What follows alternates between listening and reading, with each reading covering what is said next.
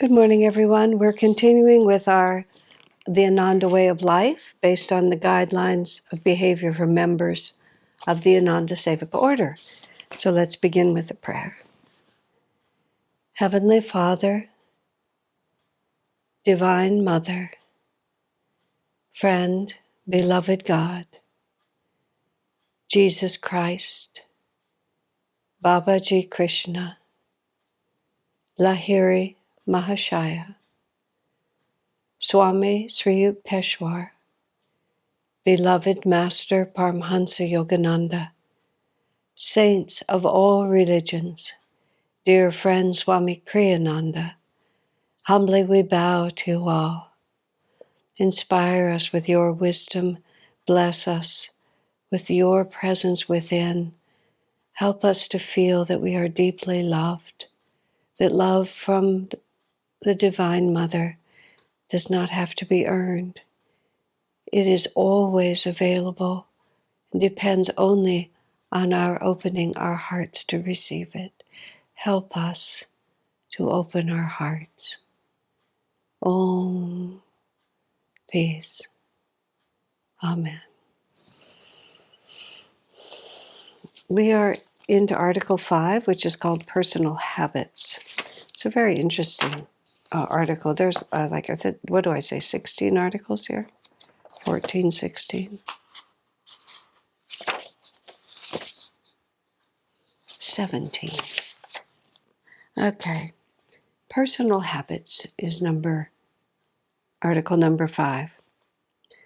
Ananda members should sift mentally through their personal habits and not continue unthinkingly in old patterns of behavior merely because of some prior momentum that has been established in their lives.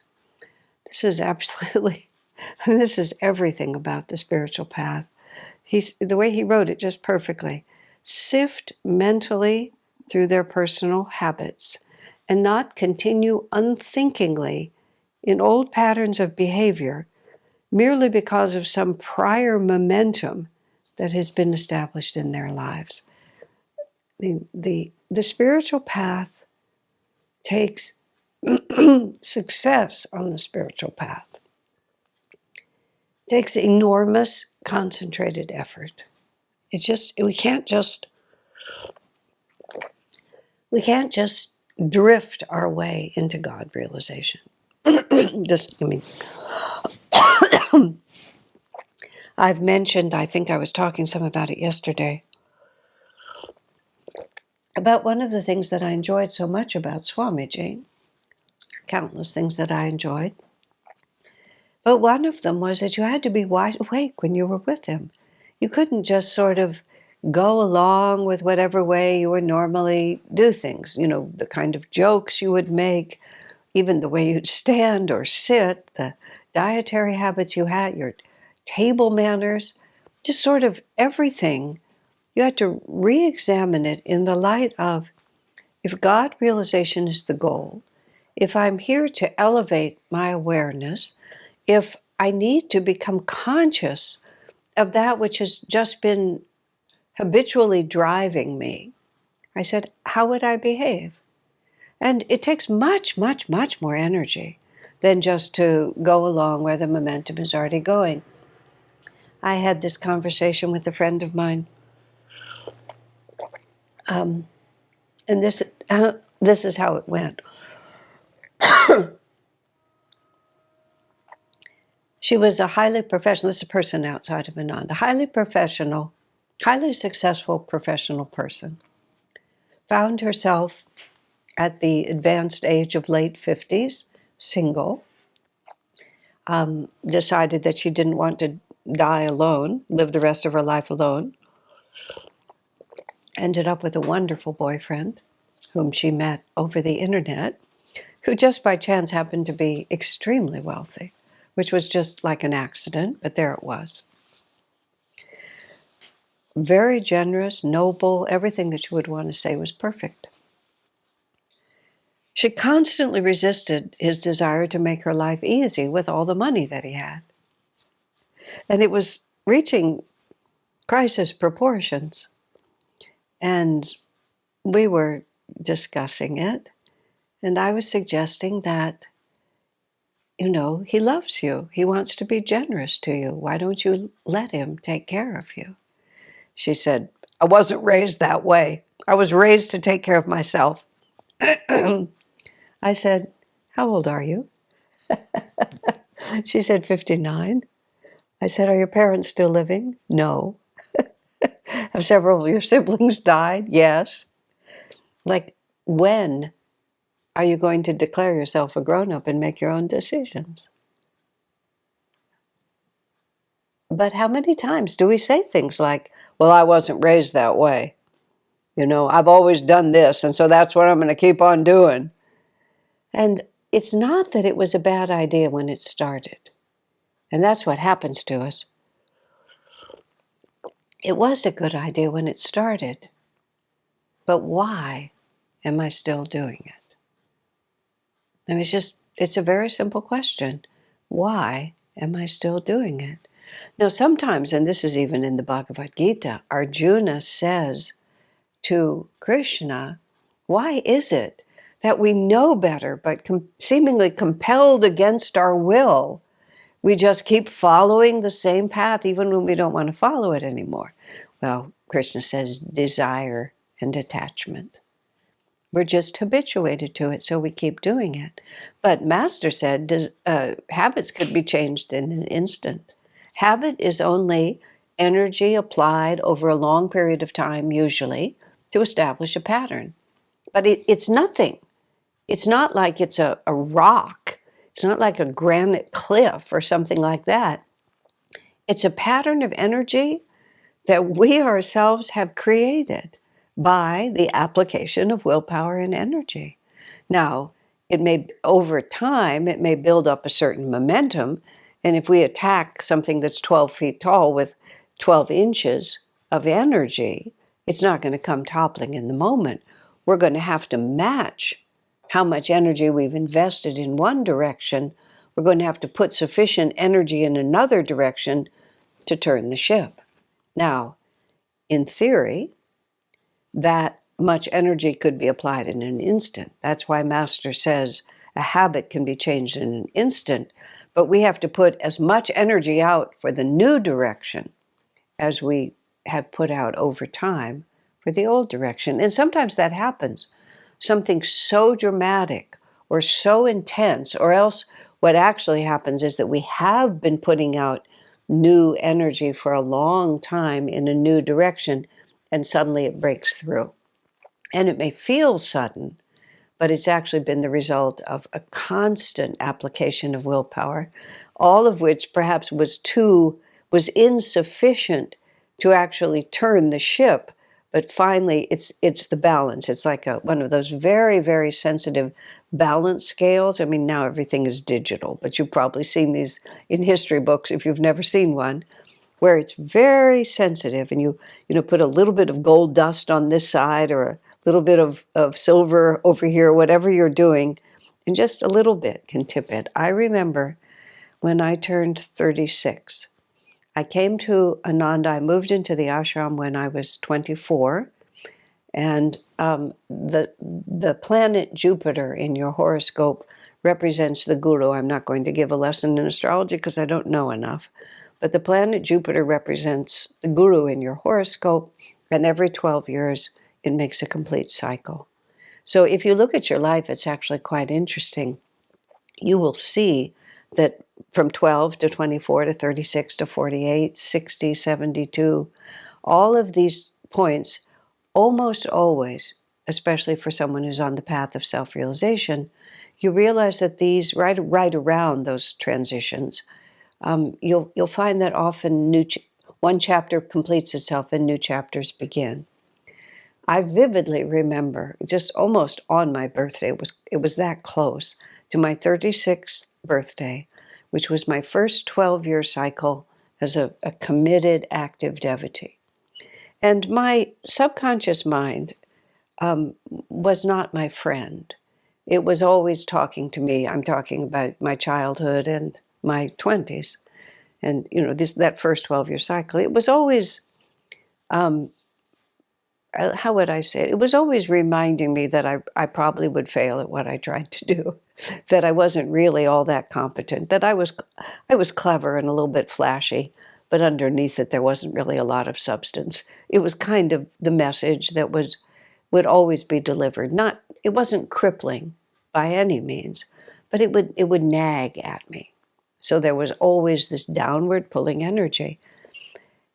Somehow, right when I turned 36, it wasn't that there was a sudden shift, and I became full of confidence and I had exorcised the demons. Not like that.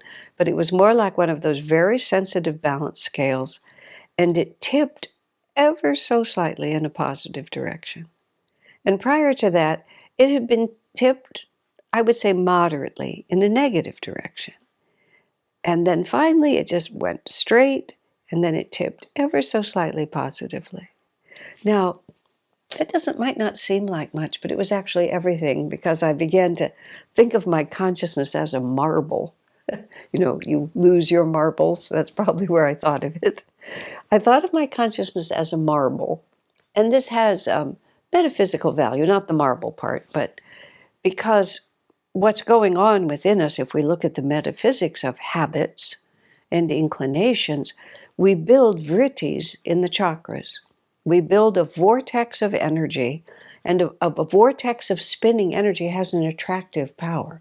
This is why one can make a decision with one's will, I'm going to do this, and then suddenly find yourself doing the opposite of what you wanted to, because your consciousness is like a marble or a feather. You can use all kinds of images. Let's say it's a feather, and it gets directed wherever the wind is blowing. So if there's a vortex of energy pulling like this, the feather is so light it'll get sucked into that vortex. It'll get controlled by that vritti. I'm going to meditate longer. I'm going to get up earlier. I'm going to be kind. I'm not going to drink beer. I am going to eat salads. Whatever the words might be that you're saying, that's a commitment of energy. But there's another whirling energy over here, which is every afternoon, I have a big piece of cake when I get home from work. I so love to just lie in bed and pull the covers up and just stay in bed another half hour, just contemplating life. We have all these conflicting things. And so now you go to the feather that gets pulled around, or let's think of the marble. I sort of feel like the marble just sits sort of balanced. In whichever way our consciousness is tipping, it just rolls that direction. So for all of my life, I was slightly tipped toward expecting that I wasn't going to be able to do it. And I always had to overcome that fear and that so on. And then when I turned 36, suddenly when the marble was still, it would feel the tip toward the positive, and it would roll toward the positive. And honestly, everything in my life began to change. Didn't have to be more dramatic than that, just that little bit. So what Swami's saying to us here, don't just continue being the person you've always been, because that's the way I was raised. Or in my family, this is how we do it. Or it's my cultural tradition. Or I've never liked, whatever it might be. Swamiji, because he had a lot of illness as a child, among other reasons, and a lot of his illness was in his digestion and his stomach, he developed a lot of preferences in terms of diet. And in fact, sort of when by the end of his life, he just said it completely strongly and without apology. I am a picky eater, he says. There's only certain things that I like, and there's many things I don't like. And that's just the way it is. He was actually the opposite of affirming it. He was joking, because he often would make jokes about things that we would be inclined to do seriously. So he would joke about it, not because he was really controlled by it, but because now in that case he was just saying, this is the way I am. I've examined it. I've decided it's not a sin. I'm just going to keep doing it. But among the things he didn't like was beets. And I used to cook for him a lot, and I was very fond of beets, and I'd made up this dish that I thought was a really delicious way to serve beets. And I kept wanting to make it for Swami. I don't know why I would get these bugs in my ear that I would want to impose my preferences on him. Now I look back and think, what was I thinking? But I was determined. And finally he decided that, as he said, just for the sake of discipline, I would like you to make me beets for lunch. Because I shouldn't be bound by my likes and dislikes, half serious, half joking. So I made beets for him, and he ate the dish dutifully. Afterwards, he said, if I wanted to eat beets, that is how I would like them prepared. But I want it to be known that I choose not to eat beets. So it's not like we have to become, robots and we have to always do it the certain way and we never get to follow our preferences. What Swami says is, sift through your habits and don't continue unthinkingly. Just make it conscious. Just consciously decide. So I said yesterday, Swami drank coffee, even though Master suggested we not. But Swami consciously and openly considered the question and decided that he would drink coffee. Swami tended not to put things away in his house, even though Master had said you should keep your room tidy by putting everything away. But he wasn't continuing unthinkingly. You see, that's the point. He just waited in the balance. I read something I thought was so funny. It was from the American president, George Bush, the second American president named George Bush. They were father and son.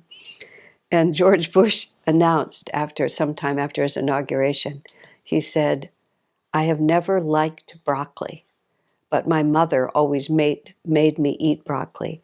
Now I am president of the United States, one of the most powerful positions in the world, and I will never eat broccoli again. I just loved it. I mean, that's how, when we're going to take a stand, we need to take a stand with a really good sense of humor. I've thought this through, and this is what I'm going to do. But be very, very conscious about this. I was raised in a Jewish family, and I have become really impressed. I'm impressed in the sense of, wow, isn't delusion something? How strongly that Jewish upbringing has influenced me. And it's not that the influence of it is negative, it's that the influence exists, and that I'll be 74 in a few days, that I still am biased in this certain direction. But if I had been raised differently, it would have been completely different. I had a fascinating moment with this. I've had quite a few, but one of them with one of my friends. There's an expression in America, and I don't know if it's global. It's people sometimes heritage is described as WASP. This is like older, politically correct or incorrect. I don't even think it's used much anymore. White Anglo-Saxon Protestant. And WASP was a certain kind of, like, you could describe a cultural group as being WASPs. My family being Jewish, we were not WASPs because we were not. We were something else. We were Eastern European Jewish heritage, which did not make us WASPs. Deeply ingrained in my Jewish heritage is the thought that you're never actually quite safe, that periodically the country will arrest you or throw you out, or you will lose everything. It's just it was always part, again, an unthinking habit in my mind, is that sooner or later they'll come and get you, and so there's no point in accumulating things. This is, of course, Second World War influence. I was born right after the Second World War.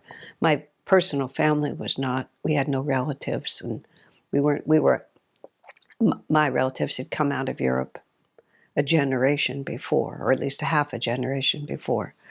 But when a friend of mine was actually talking to me about a cut glass punch bowl with the 12 or 20 cups that went with it. This is just like an object that you would use for a fancy ball. There was a cut glass punch bowl that had belonged to her great-grandmother. And now she was trying to decide, and there was the sibling, she and her brothers were trying to decide which of their children would get grandmother's cut glass punch bowl. The fact that the thing was glass even made a stronger impression on me. Everything in me said, how could you still have a glass punch bowl? Wouldn't you have lost everything and had it be taken away from you long before now?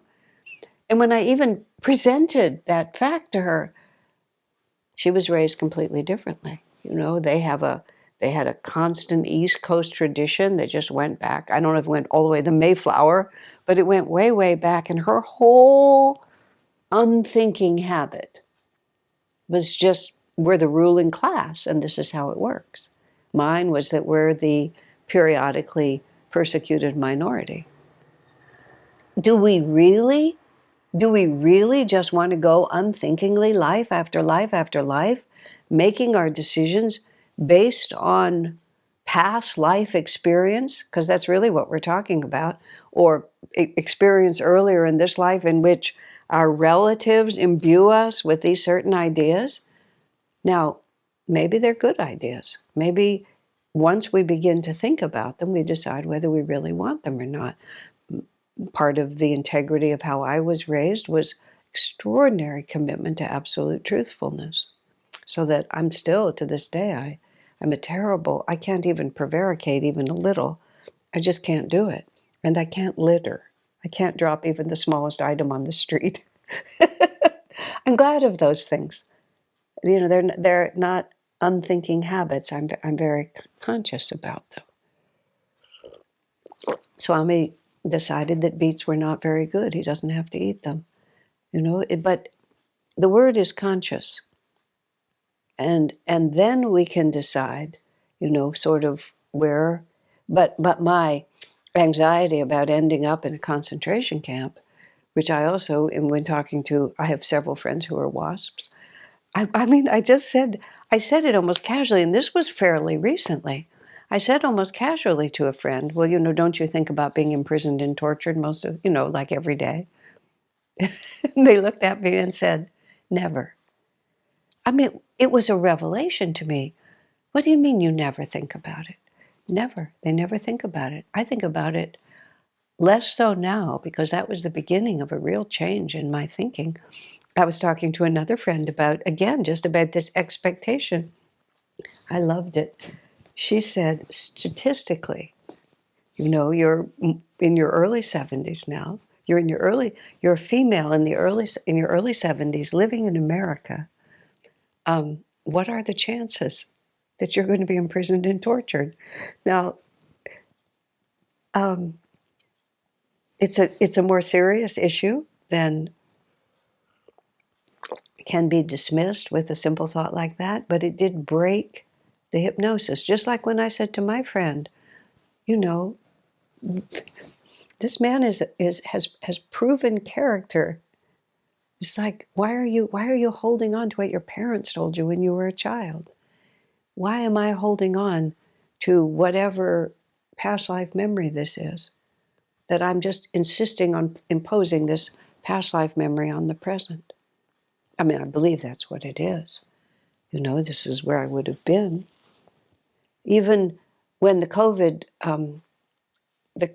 pandemic struck, and because I'm one who is often on camera and has had a role of being a major communicator, and when we were a year and a half ago and we were being very strict, I was quarantined. I mean, my community asked me to quarantine.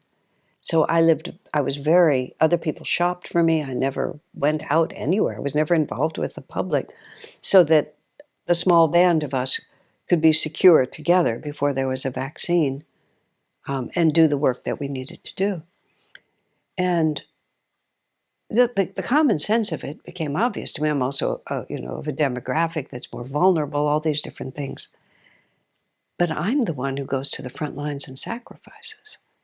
I'm the one who takes the risks. I'm the one who takes the lead and, is daring in the way that I behave. Not that I'm that courageous, but that's just the way that I felt.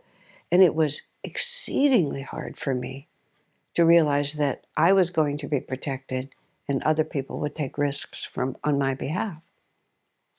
I'm not just talking about little habits like whether you have milk in your tea or whether you eat beets. It's a good thing to think about everything. Why am I doing it this way? Because the enemy of self-realization is a lack of awareness. But it isn't just whether I have milk in my tea that is actually the issue. The issue is, who do I think I am? And why am I that person? And why do I allow these fears and prejudices and preferences? Why do I allow them to run me? Let's at least bring them to the conscious awareness. I'm very grateful for the training I got from my family in certain aspects of integrity and honesty. That I want to keep. But this fear of persecution, or this need to be the one to sacrifice, and an unwillingness to notice that I'm 74 years old, and just looking at the science, I'm more vulnerable than when I was 30. It's just like, where do these ideas come from? Who am I? Who am I? Why am I that person? I have been this way for a long time. Do I want to be this way forever? No, it's just a very good question. Does this define the apex of happiness? Is this the best? And then we have to develop deliberate coping strategies. Just how am I going to deal with this? What am I going to do? Master made an interesting comment. He said you should change your habits regularly.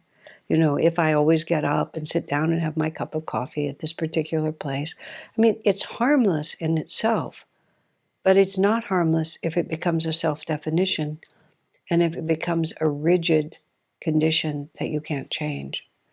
When I worked for Swami as his secretary, which I did for a few years in the mid-70s,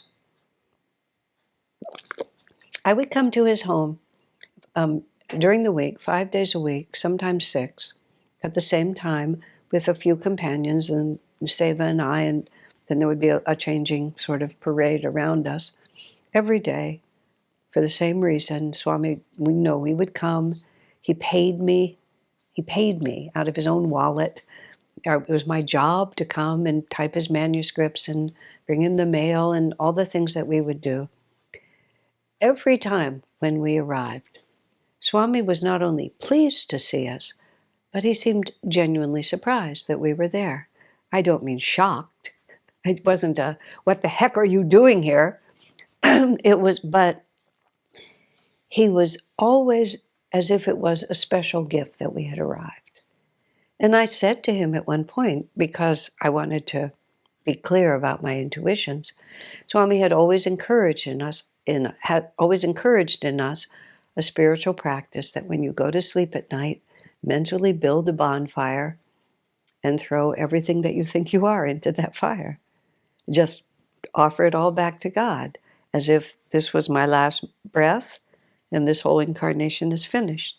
And then if it's still there in the morning, then you'd accept it again, but we don't define our lives by it. And I said to Swami, I feel like every evening you let go of all expectations, that our friendship is completely free.